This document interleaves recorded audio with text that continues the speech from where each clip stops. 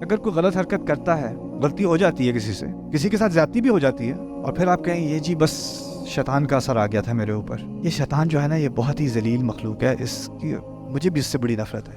میں نے نہیں کیا تھا، اصل میں یہ شیطان کا اثر تھا.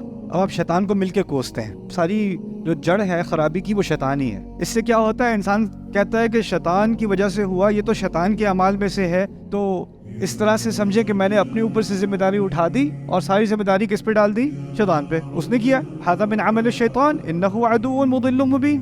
فوراً اگلی آیت میں خود ذمہ داری لیتے ہیں، کہتے ہیں ربی انی ظلمت نفسی فاغفر لی، میں نے اپنے نفس پر خود ظلم کیا، میں نے کیا ظلم، مجھے معاف کیجیے. یعنی شیطان تو ہے، لیکن ان کو اچھی طرح اس بات کا علم ہے کہ قیامت کے دن وہ یہ نہیں کہہ سکیں گے یہ تو شیطان تھا میرے رب، میں تھوڑی تھا. فوراً اللہ تعالیٰ کی طرف رجوع کر کے کہتے ہیں انی ظلمت نفسی، میں نے، اس میں کوئی شک نہیں ہے جو ظلم کیا ہے وہ میں نے اپنے اوپر کیا ہے.